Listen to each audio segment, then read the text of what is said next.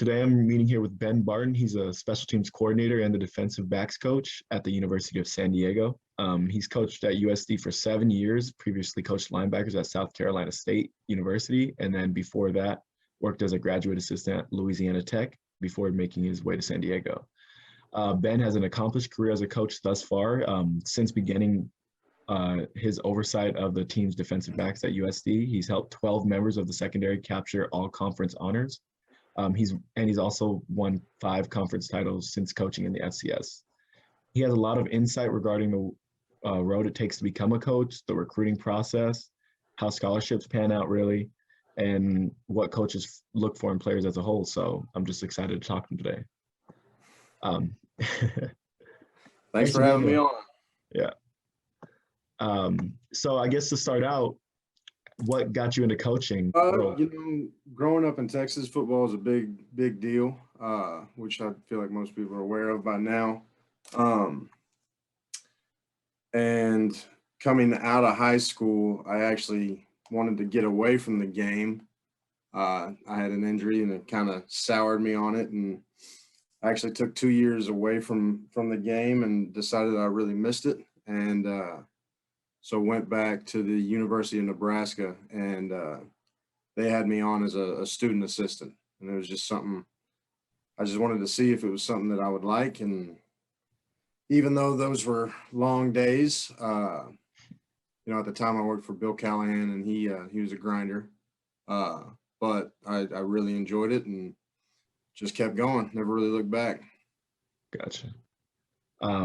So beginning like as a student assistant, things like that, it's a lot different than just living life as a student athlete or just a student himself. How'd you adjust when you first began doing that, becoming into the coaching world? Well, at Nebraska, it was a lot easier because even though I was just a student assistant, you still had a little bit of clout on campus. The students there and really everybody in that state are so invested in that football team.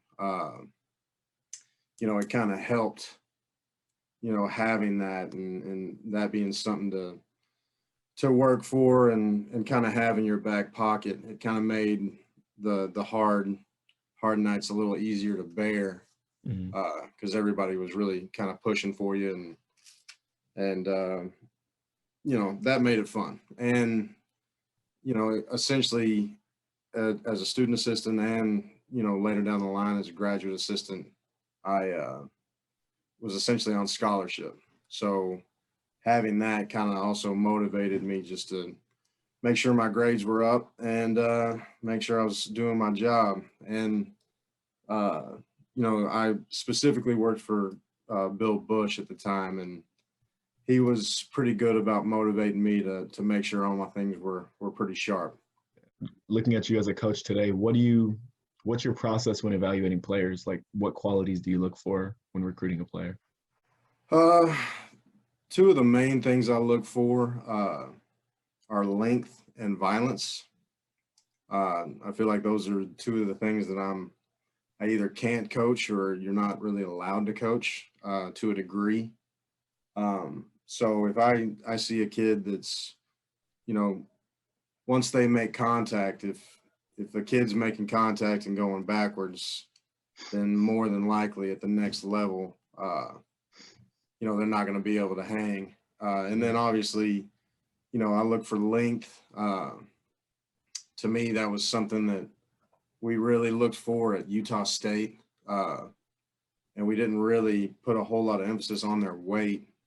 But if they had a big frame and long arms and things like that, we always felt that was something that, a kid could grow into that body and really be able to use that. And then as you get into the specifics of a position, when I was coaching linebackers or recruiting a linebacker, I would look for, instincts and how is he getting to the ball? Is he able to make certain reads, especially with, what we would call gap scheme, but teams that run, power and counter thing, pullers, how do they adapt to that? And then now, with defensive backs, I always look for, how their mechanics of their pedal. And then I always try to find, what kind of schemes are they running? A lot of times in high school, for whatever reason right now, a lot of high schools run a bail thirds type of defense. So it's hard to find find film on a kid that's going to be running the same kind of scheme that we would run here. Mhm. So a lot of times I'll have to ask the young man to send film, if they're playing cloud coverages or quarters or things like that, where I can get a feel for how they're playing the game the way that we'd want to play. Yeah. Are there any character things you look for, or you can't really get a gauge during the recruiting process? Usually I go to the head coach for that. That's a big part of it. The recruiting process in itself is so advanced now that a lot of the kids that are being recruited, they've got a great script, so to speak, to work off of, the right things to say and, stuff like that when you get them on the phone. But initially, when they're in their junior year, I take a lot of stock in what their head coach has to say about them. Most of the time the head coach will be pretty honest with you. They might leave a thing or two out, but for the most part, if the kid struggles character wise, they'll tell you, and sometimes not, they'll tell you without telling you, Yeah. but they won't just stand on the table and say he's a great guy. I'd let him date my daughter. They're like, well, he's all right, this and that. So you can kind of get a feel for that. And then, going to those camps and working with if I know a kid is going to a certain camp, this past summer, I went all the way to San Antonio just to see an offensive lineman. And even though I don't coach offensive line, I wouldn't know where to start really coaching offensive line, but still being able to watch him interact with those coaches and see how he took the coaching and see him use the technique that they're wanting, even though it wasn't techniques that he's used to doing. I feel like I can get a really good gauge with that.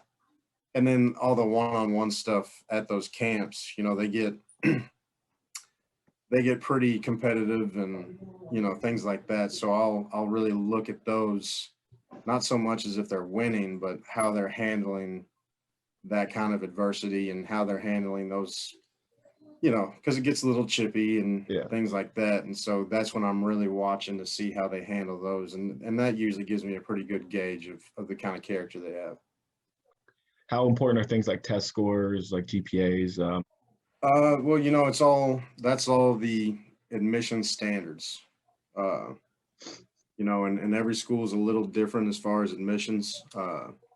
So the GPA, especially now, that the testing factor is starting to drop, but the GPAs are still extremely important to us for sure, because admissions, here to USD is tough. So you want to be able to bring them a guy where admissions, it's a slam dunk for them.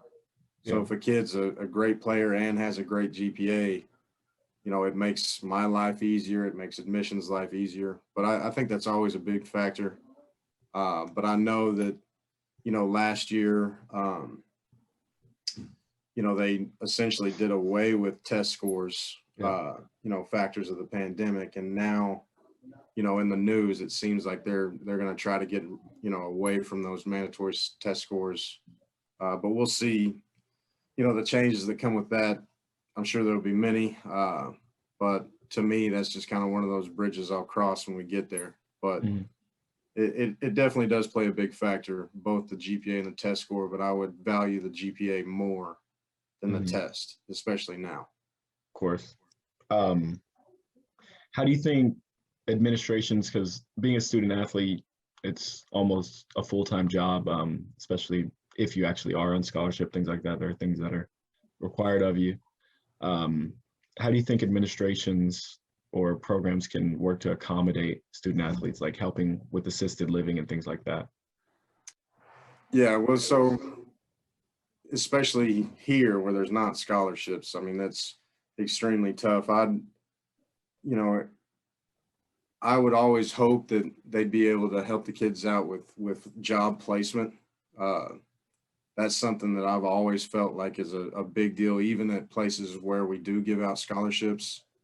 Um, I always thought, if we could assist our student athletes with getting a job and a good job, and one that's gonna that hopefully would fit what they hope their career path might be, even if it's very ground floor. Um, I always thought that would be extremely beneficial, not only so the kids has some walking around money, but they're also getting some experience in a field that they might have some interest with. Yeah. And I've been at places that, even if it's a scholarship institution, they'll have, all the football players, in a particular dorm, or, Yeah. something like that, where that's the football dorm. I've personally never really agreed with that. I've always felt that student athletes, excuse me, should try to integrate as much as possible with the normal student body. Um, I just think it gives, a student athlete a more rounded sense of self coming out of college. I feel like a lot of college, a lot of the things you learn at any given university, a lot of those things are not always in the classroom. I think you Mhm. can learn a lot more, about social skills and how to deal with, different people and different backgrounds and things like that. So I've always been more of a fan of integrating the student athletes with the rest of the student body. Yeah. That's a great point. Um, yeah, it's more about the experience itself. Um, I'm not sure how much experience or knowledge you have about NIL deals, but it's a relatively new thing. Where do you think this is going to lead for college athletics as a whole? I think it's going to lead to, college athletes getting a lot more money. I think we've already seen that with, I know the Alabama quarterback got Yeah, a nice deal. I think there's a couple teams where their whole team is on something. I believe University of Miami, yeah, um, BYU. BYU. Now BYU's was interesting. There was something about it I can't remember now, but there was something about the BYU deal that I liked a lot. But now I can't remember. What do you remember what their deal was? So even walk-ons were awarded like deals and things like that, and it supplemented their tuition itself, and so Right, essentially it like took the place of a scholarship. right. And I thought that was wonderful. Especially being at some of the schools I've been at, those walk-ons are, as a coach, you love them because, Mhm.